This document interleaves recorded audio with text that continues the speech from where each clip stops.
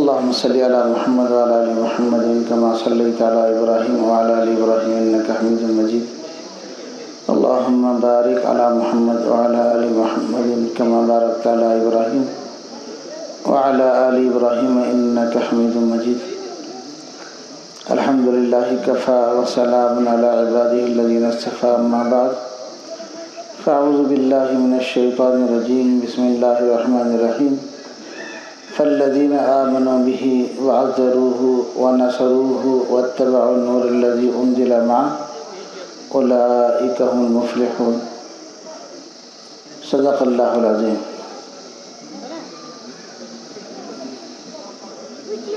میرے محترم دینی بھائیوں، ہمارے اس دینی اجتماع میں جہاں آپ تشریف لائے ہیں وہاں بہت سے علماء بھی تشریف فرما چکے ہیں اور بہت سے تشریف لانے والے ہیں. ان میں جہاں ہمارے ارد گرد کے علاقوں کے جدید پرندے ہونہار فضلہ ہیں، وہیں حضرت مولانا مفتی غلام حسن صاحب دامت برکاتہ بھی موجود ہیں.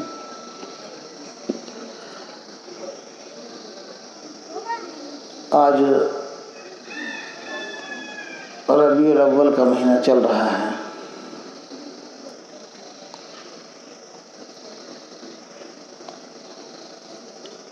اس مہینے میں اہل ایمان عموماً امام الانبیاء جناب محمد رسول اللہ صلی اللہ علیہ وسلم کا تذکرہ کرتے بھی ہیں، سنتے بھی ہیں. ویسے یہ ذات اتنی عظیم ہے کہ ہر لمحہ بندہ اسی خیال میں رہنا چاہیے. ایک عالم نے بڑی اچھی بات لکھی ہے کہ ہم مسلمانوں کے دو قبلے ہیں. ایک قبلہ تو وہ ہے جس کی طرف رخ کر کے ہم نماز پڑھتے ہیں. اس قبلے کا خیال اور احترام رکھنا بھی اہل ایمان پر لازم ہے، بلکہ نماز کے لیے تو یہ لازم ہی لازم ہے. ایک اور قبلہ ہے جس کی طرف ہمارا رخ ہر وقت رہنا چاہیے، تب ہم کامل مسلمان کہلائیں گے، اور وہ ہے جناب محمد رسول اللہ صلی اللہ علیہ وسلم کی عالی ذات اور ان کی لائی ہوئی شریعت. جس طرح ہم نماز میں جہاں پر بھی ہوں سب سے پہلے یہ سوچتے ہیں کہ قبلہ کس طرف.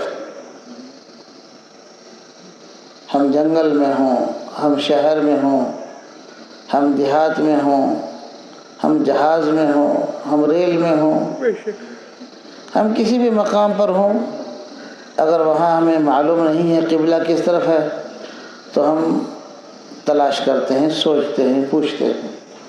کیوں؟ اس لیے کہ معلوم ہے کہ اگر قبلہ کے رخ کے خلاف نماز پڑھی تو نماز نہیں ہوگی. یہ ایک قبلہ ہے. ایک قبلہ اور ہے، وہ ہے جناب محمد رسول اللہ صلی اللہ علیہ وسلم کی ذات اور آپ کی لائی ہوئی شریعت. ہم کسی مجلس میں حاضر ہوں تو ہمیں اس قبلے کو سامنے رکھنا ہے کہ نبی محترم صلی اللہ علیہ وسلم نے حاضری کے لیے کیا تعلیم دی. ہم کسی سے گفتگو کریں تو پہلے اس قبلے کو دیکھنا پڑتا ہے نبی رحمت صلی اللہ علیہ وسلم نے گفتگو کا کیا طریقہ ارشاد فرمایا ہے. غرض ہے کہ ہم جو بھی عمل کریں وہ اس قبلے کو دیکھنا پڑتا ہے. تو ربیع الاول کے اس مہینے میں کثرت کے ساتھ اہل ایمان کا مزاج ہے وہ ہونا چاہیے کہ سیرت نبی کے حوالے سے کچھ نہ کچھ کہا جاتا ہے اور کچھ نہ کچھ سنا جاتا ہے. سرکار دو عالم صلی اللہ علیہ وسلم کی عالی ذاتی اتنی عظیم ہے، کہنے والے ساری زندگی کہتے رہیں تب بھی کوئی ایک گوشہ مکمل نہیں ہوگا، لیکن قرآن پاک نے اس مختصر آیت میں نبی رحمت صلی اللہ علیہ وسلم کے کچھ حقوق بیان فرمائے۔ مختصر وقت میں انہیں کا تذکرہ کر کے بات مکمل کروں گا۔ سرکار دو عالم صلی اللہ علیہ وسلم کے ہم پر یوں تو بے شمار حقوق ہیں، لیکن اس آیت مبارکہ میں 4 بڑے اہم حق بیان کیے گئے ہیں کہ رحمت عالم صلی اللہ علیہ وسلم کا ہم امتیوں پر کیا حق ہے۔ آدمی کو حقوق معلوم ہوں گے تو آدمی ادا کرنے کی کوشش کرے گا۔ سرکار دو عالم صلی اللہ علیہ وسلم تب تشریف لائے جب اس عالم میں اندھیرا ہی اندھیرا تھا، اینگوٹوس سر سے۔ قرآن خود کہتا ہے لیسوا سواء من اہل الکتاب، سوائے چند اہل کتاب کے کوئی نہیں جانتا تھا کہ عبد اور معبود کا تعلق کیا ہوتا ہے، اللہ اور اللہ کے بندوں کا آپس کا کیا تعلق ہے، انبیاء کی کیا ضرورت ہے، بھئی یہاں تک کہ انسانیت کیا ہے۔ قرآن نے ایک دوسرے مقام پر کہا وَاذْكُرُوا نِعْمَةَ اللَّهِ عَلَيْكُمْ إِذْ كُنْتُمْ أَعْدَاءَ، اس دور کو یاد کرو جب تم ایک دوسرے کے دشمن تھے۔ انسان کا دشمن تھا۔ باپ اگر بیٹی کا دشمن ہو جائے تو اس سے بڑی گھٹیا انسانیت اور کیا ہو سکتی ہے۔ اگر باپ ہی زندہ بچی کو دفن کر دے، اب آپ اس سے بڑی درندگی اور کیا ہو سکتی ہے۔ تو وہ اندھیرا ہی اندھیرا تھا۔ آپ یوں سمجھیے انسانیت مر چکی تھی، آخری سانس لے رہی تھی۔ اس کا انسان بیمار چھو، اب اس کی آخری ہچکیاں لگ رہی ہیں، اور گھر والے وہ پٹیاں تلاش کرتے کہ اس کے انگوٹھی کو باندھ دیں، اس کی آنکھوں کو نیچے کر دیں، اور اس کے ہونٹوں کو بند کر دیں، اور اس کے پیروں کو سیدھا کر دیں۔ سمجھو انسانیت کی یہ حالت ہو چکی تھی۔ اوَمَنْ كَانَ مَيْتًا فَأَحْيَيْنَاهُ، انسانیت آخری دم لے رہی تھی، ہچکیاں لے رہی تھی۔ اس رحیم خدا کو ترس آیا انسانیت پر، تو ہمیشہ ترس کرتا ہے اپنے بندوں پر۔ اللہ رب العالمین نے فیصلہ فرمایا انتہائی اندھیرے دور میں،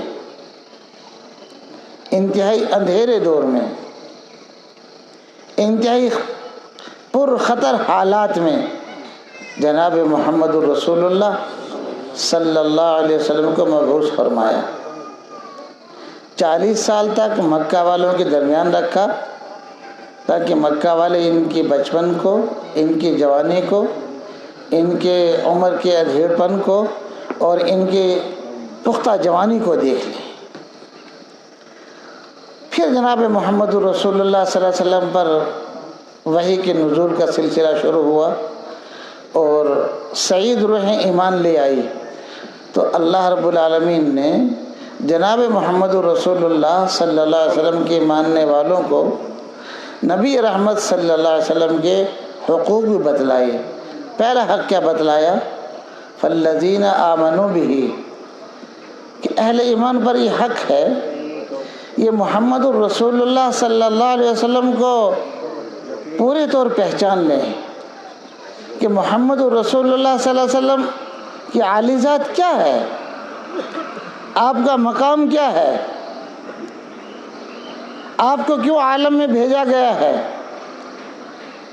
آپ کے آنے سے کیا انقلاب آیا ہے، آپ کے آنے سے پہلے کیا تھا، آپ کے آنے کے بعد کیا ہوا۔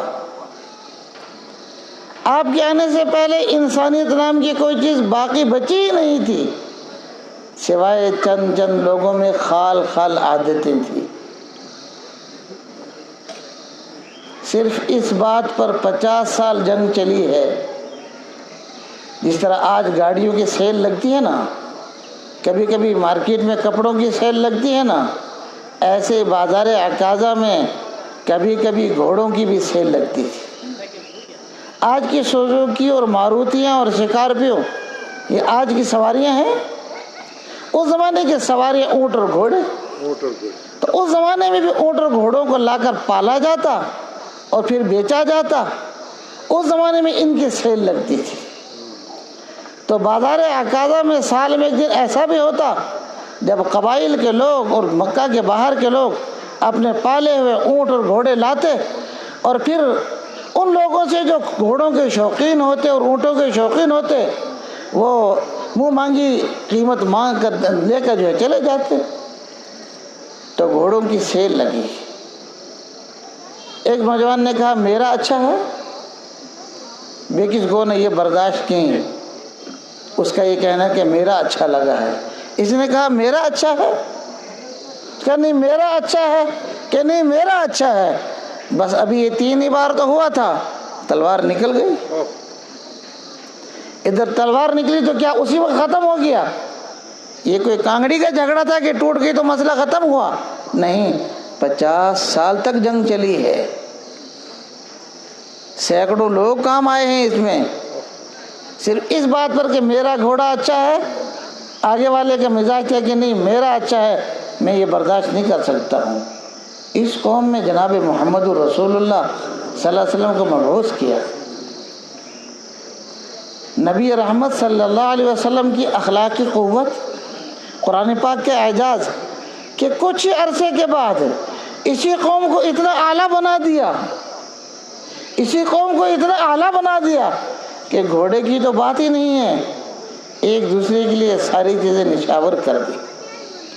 تو قرآن 4 بڑے بڑے حق بتلاتا ہے ہم سب مسلمانوں پر جناب محمد رسول اللہ صلی اللہ علیہ وسلم کے۔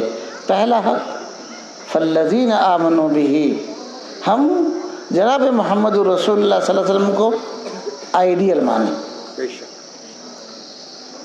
لقد کان لکم فی رسول اللہ اسوۃ حسنہ، نبی رحمت صلی اللہ علیہ وسلم کائنات کے نبی ہیں، آپ امام الانبیاء ہیں۔ ایک بار پوچھا کہ اللہ کے رسول آپ کو نبی کب بنایا گیا؟ کہا ابھی آدم کا خمیر تیار ہو رہا تھا، مجھے نبی بنا دیا گیا تھا۔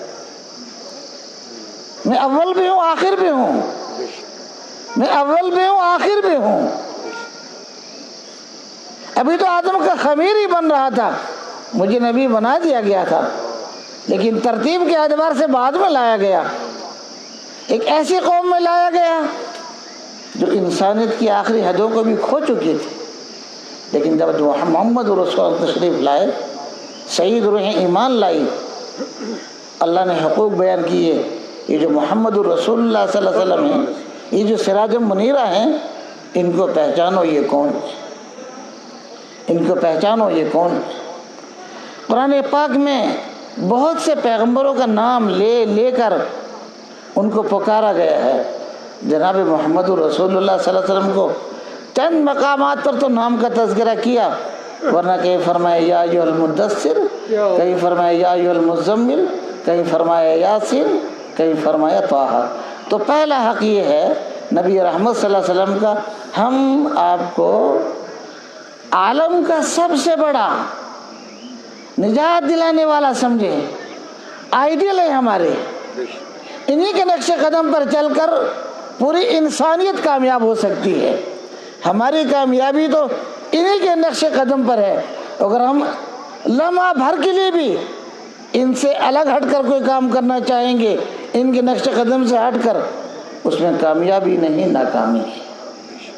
تو ہر ایمان والے کے قلب میں، دل و دماغ میں، چاہے وہ عالم ہو یا غیر عالم ہو، شہر کا ہو یا دیہات کا ہو، پڑھا لکھا ہو یا ان پڑھ ہو، مرد ہو یا عورت ہو، بچہ ہو یا بچی ہو، جوان ہو یا بہن ہو، ہر ایک کے ذہن میں یہ بات رہنی چاہیے کہ جناب محمد الرسول اللہ صلی اللہ علیہ وسلم ہمارے آئیڈیل ہے۔ بے شک انہی کے نقش قدم پر چلنے میں ہماری 100% کامیابی ہے، بلکہ انہی کے نقش قدم پر چلنے میں پورے عالم کے انسانوں کی کامیابی ہے۔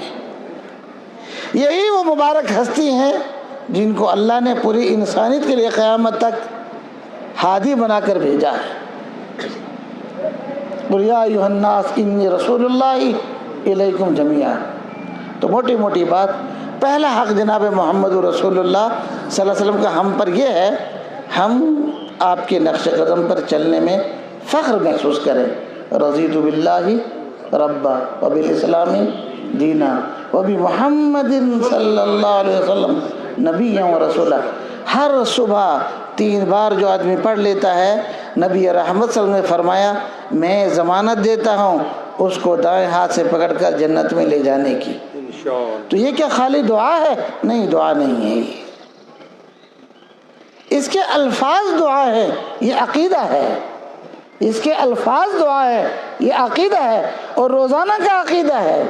آپ رات سو گئے تو کیا پتہ خیالات کہاں کہاں گھوم گئے ہیں، کیا پتہ خیالات میں کیا کیا آیا ہے، بتایا گیا نہیں۔ جب صبح ہو اس دعا کو ضرور پڑھ لو تاکہ تجدید عہد ہو جائے۔ یہ روزانہ کا وظیفہ نہیں ہے، یہ روزانہ کا عہد ہے کہ کیا پتہ خواب میں کہاں پہنچا، اور کیا پتہ موبائل نے کہاں پہنچا دیا، اور کیا پتہ انٹرنیٹ نے کہاں پہنچا دیا، اور کیا پتہ فیس بک نے کہاں پہنچا دیا، اور کیا پتہ خدا نہ کرے چیٹنگ نے کہاں پہنچا دیا، کیا پتہ قلب کی حالت رات میں ان ننگی ویڈیو کو دیکھ کر کہاں پہنچ گئی، بتائے نہیں۔ صبح کو تجدید عہد کر لو، اگر کامل مسلمان رہنا ہے تو تجدید عہد کر لو۔ تو پہلا حق رسول رحمت صلی اللہ علیہ وسلم کا ہم سب پر یہ ہے، ہم اللہ کے رسول صلی اللہ علیہ وسلم کو ہادی مانیں، اللہ کے رسول صلی اللہ علیہ وسلم کو ہی نجات دہندہ مانیں، اللہ کے رسول صلی اللہ علیہ وسلم کے قدم پر چلنے میں ہی عافیت اور کامیابی سمجھیں۔ دوسرا حق یہ ہے جناب محمد رسول اللہ صلی اللہ علیہ وسلم کا، ہم دل و جان سے زیادہ، بلکہ اپنے اہل و عیال سے زیادہ، بلکہ اپنے اموال سے زیادہ، بلکہ کائنات کے ذرے ذرے سے زیادہ، سب سے زیادہ محبت کس کے ساتھ کرتے ہوں؟ جناب محمد رسول اللہ صلی اللہ علیہ وسلم۔ ہماری محبت کا محور اللہ کی محبت کے بعد جناب محمد رسول اللہ صلی اللہ علیہ وسلم۔ ہم جب کلمہ پڑھیں، ہم کیا پڑھتے کلمہ؟ لا الہ الا اللہ محمد رسول اللہ۔ جب آپ اس جملے پر پہنچتے ہیں لا الہ الا اللہ، آخ ترجمہ چھو 7 ترجمہ چنکا معبود خدا سن رہی ہے، یہ تو سادہ ترجمہ ہے، یہ تو عام بھائی بہن کے لیے ترجمہ ہے۔ میرے اور آپ کے لیے ترجمہ کیا ہے کہ عالم میں کوئی ہستی ہے ہی نہیں ایسی خدا کے بغیر جس کے ساتھ میں محبت کروں۔ عالم میں کوئی ایسی ذات ہے ہی نہیں ہے جو میری اللہ سے بڑی ہو۔ عالم میں کوئی ایسی ذات ہے ہی نہیں ہے جس کی تعریف میری اللہ کی تعریف سے بڑی ہوئی ہو۔ عالم میں کوئی ایسے سانے بنانے والا ہے ہی نہیں ہے جیسے میرے خالق اور مالک رب ہیں۔ اور جو محمد رسول اللہ پہنچتے ہیں تو کیا خالی آپ الفاظ پڑھیں گے؟ محمد رسول اللہ نہیں، اس وقت آپ کے اور میرے سر کے بالوں سے لے کر پیر کے ناخن تک ایک حرکت کوند جانی چاہیے، دوڑ جانی چاہیے ایک حرکت۔ کون ہے یہ محمد الرسول اللہ صلی اللہ علیہ وسلم؟ آپ یوں سمجھیے اندھیرا ہے، اسی اندھیرے میں چاند نکل آتا ہے، یہ محمد الرسول اللہ ہے۔ آپ یوں سمجھیے رات ہے، رات کے بعد سورج نکلتا ہے، یہی محمد الرسول اللہ صلی اللہ علیہ وسلم ہے۔ آپ کے قلب و دماغ میں، آپ کے قلب و جگر میں، آپ کے جسم کے انگ میں، میرے اور آپ کے جسم کے ایک ایک انگ میں محبت رسول بھری ہوئی ہونی چاہیے۔ تو دوسرا حق یہ ہے سرکار دو عالم صلی اللہ علیہ وسلم کا، ہم عالم کی ساری چیزوں سے زیادہ اللہ کی محبت کے بعد کس سے محبت کریں؟ جناب محمد رسول اللہ صلی اللہ علیہ وسلم سے۔ اور یہ میں اور آپ احسان نہیں کر رہے ہیں، وہ عالم کی وہ کون سی ذات ہے جو رسول رحمت صلی اللہ علیہ وسلم محبت نہیں کرتی ہے؟ سیدنا ابوبکر صدیق رضی اللہ عنہ کے گھر میں دولت قدہ میں 2 پتھر رکھے ہوئے تھے، پوجنے کے لیے نہیں، ان کی دولت تو ساری اسلام کے لیے صرف تھی. ڈاک دن کھاتے روز کائیں. جیسے آپ کے کشمیر میں بڑے بڑے پتھر ہوتے ہیں نا, تو ایسے ڈاک دن کھاتے روز پات کن تھاوا زکائیں کہ چلو کوئی آ گیا تو اس کہیں سے اس پتھر سے ڈاک دے لے گا.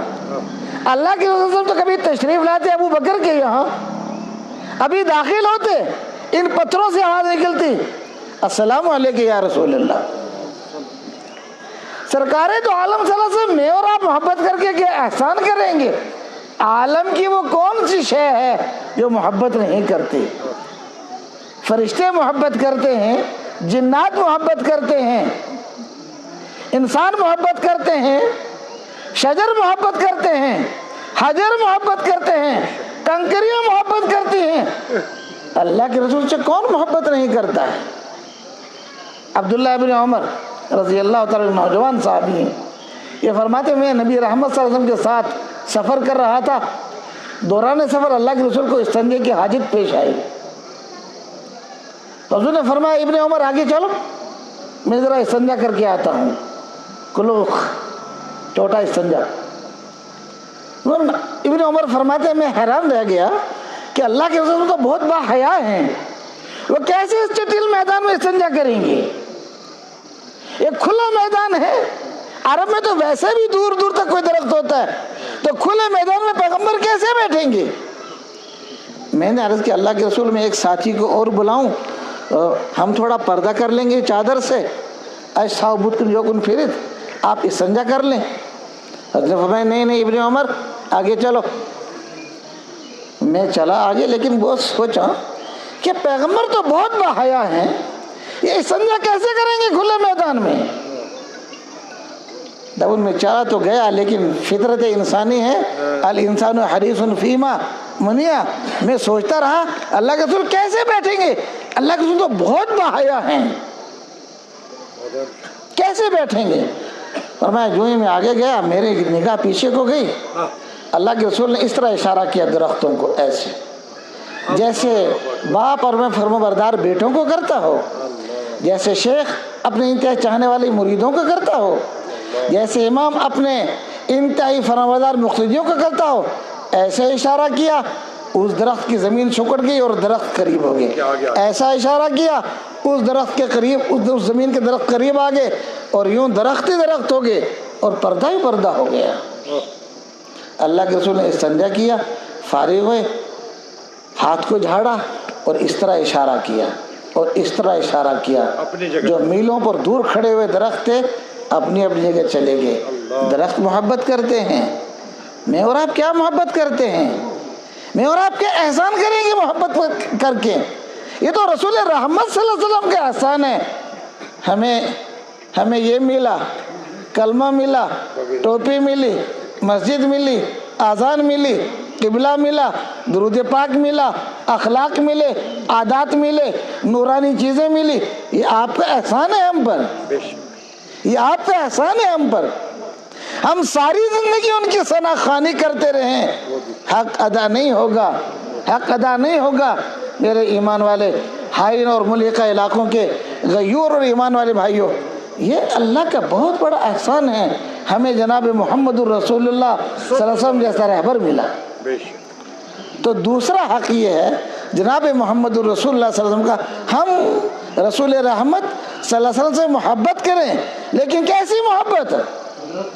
کیسی محبت کہ جب نام آئے, جب نام مبارک آئے تو ہمارے پورے جسم میں اس محبت کی وہ لہر, اس کی کیفیت کود جانی چاہیے, دوڑ جانی چاہیے.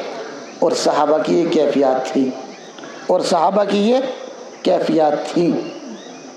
ایک صحابی عشاء پڑھ کر گئے گھر, عشاء پڑھ کر گھر تشریف لے گئے, اور کھانا کھاتے کھاتے خیال آیا, کھانا کھاتے کھاتے خیال آیا ابھی ابھی عشاء پڑھ کر آیا ہوں, اللہ کے رسول کی خدمت میں حاضر تھا, آپ کی معیت میں نماز پڑھی, آپ امام اور میں مقتدی. باہر اللہ کے رسول پردہ فرمائیں گے, اللہ کے رسول جنت کے اعلیٰ مقامات پر ہوں گے, میرا نمبر کہاں ہوگا؟ کیا پتا وہاں اتنی قریب سے زیارت ہو سکے گی یا نہیں. بیوی سے کہا اگر آپ اجازت دیتی ہیں تو رات مسجد نبوی میں چلا جاؤں.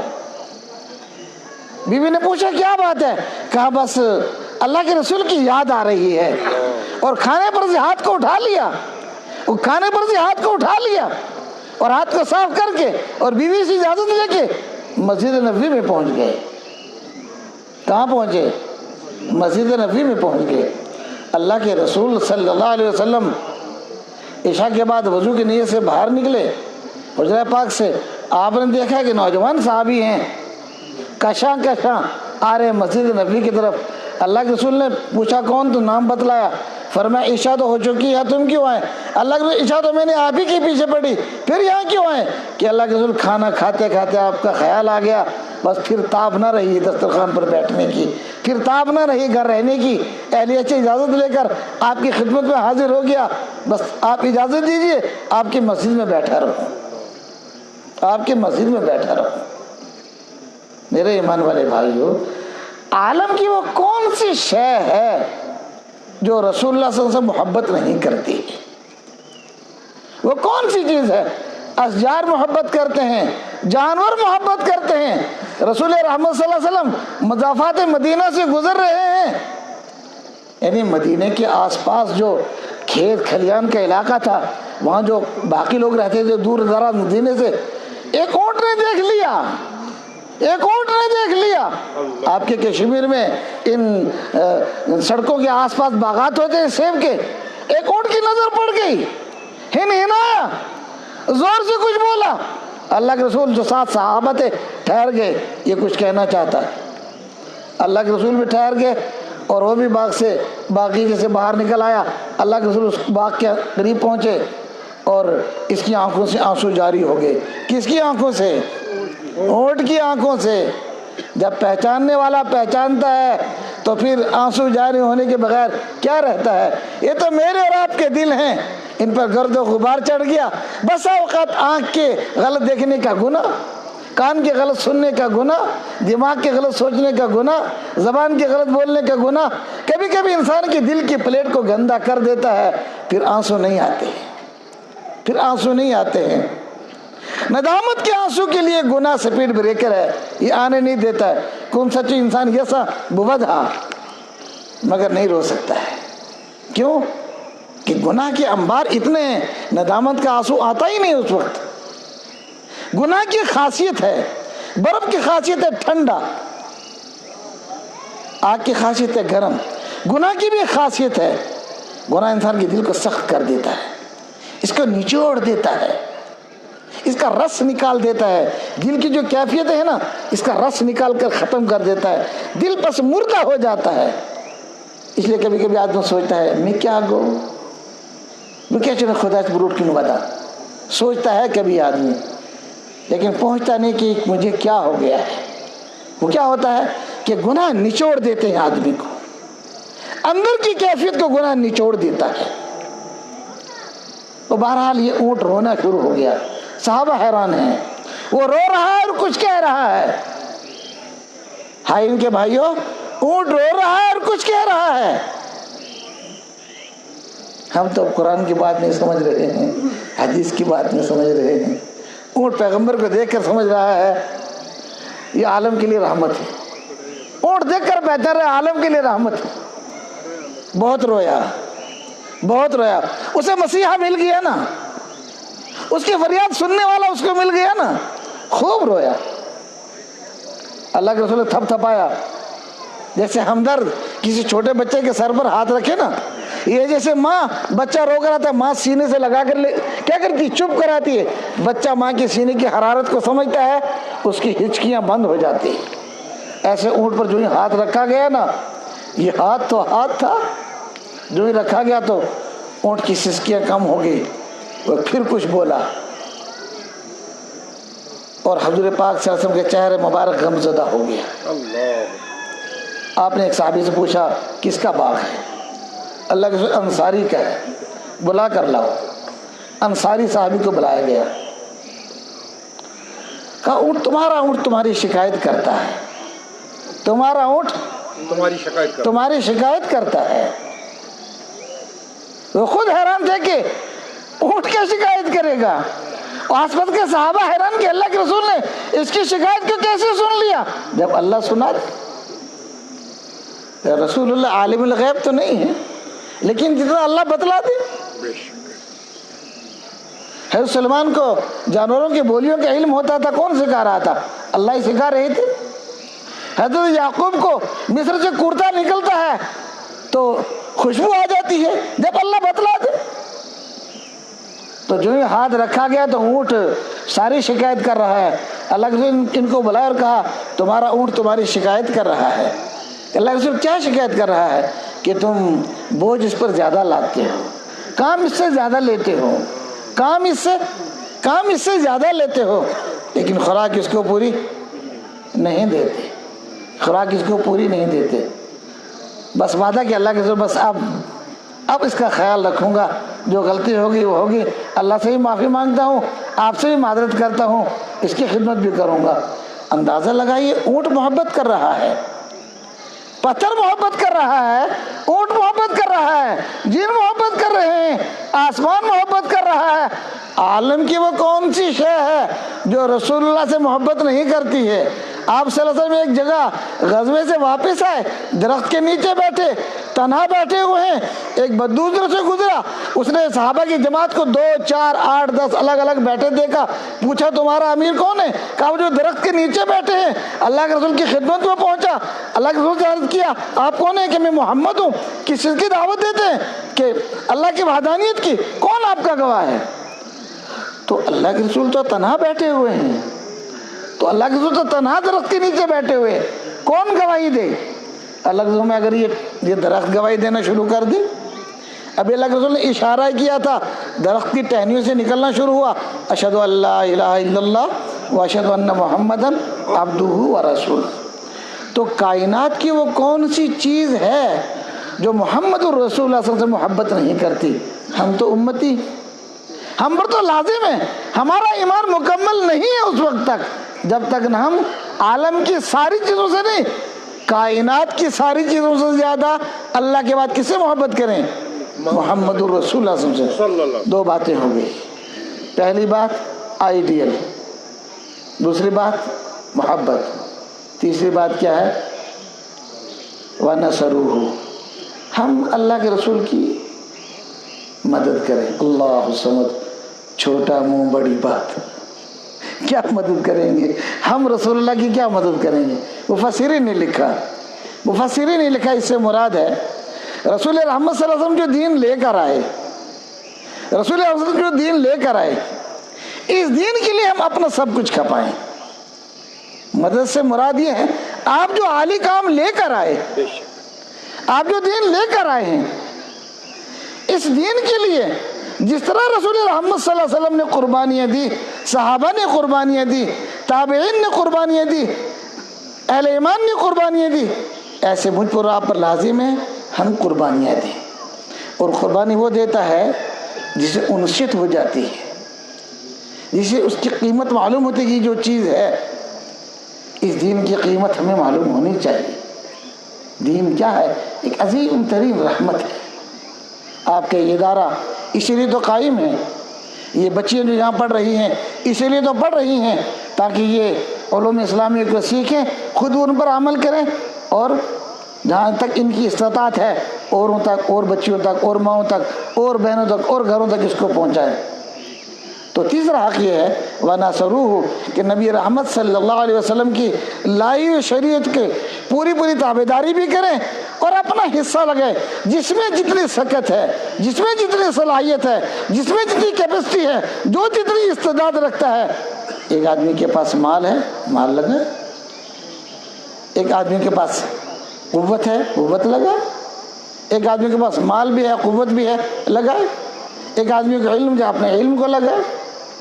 تو یہ ادارہ امانت ہے، اس ادارے پر اپنی صلاحیتوں کو لگائیے، دین کے لیے قربانیاں دیجیے، خود دین پر چلیے. پہلی قربانی تو یہ ہے ہم خود دین پر چلیں، اور پھر جس چیز کو آدمی اپنے لیے نفع والی سمجھتا ہے اوروں تک پہنچائے اس کو.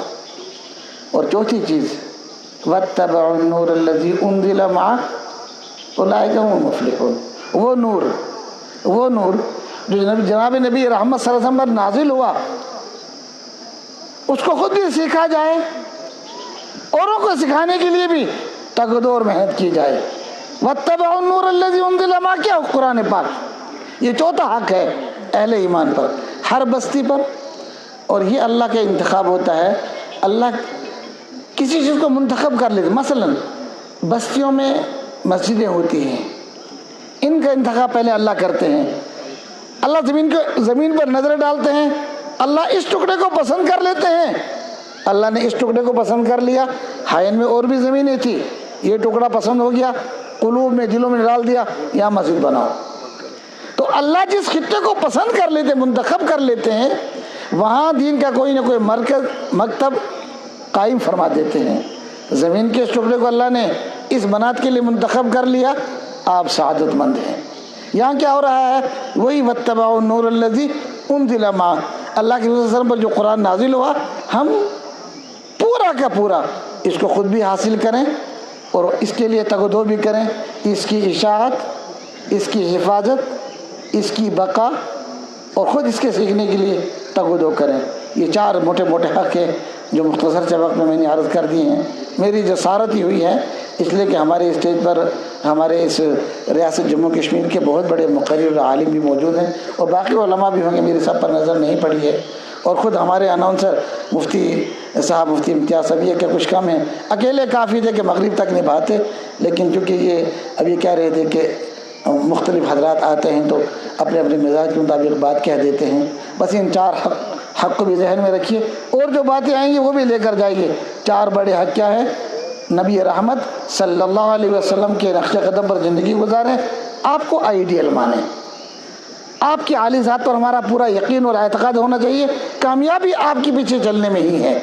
दूसरा बड़ा हक़, हम नबी रहमत सल्लल्लाहु अलैहि वसल्लम के साथ मोहब्बत करें।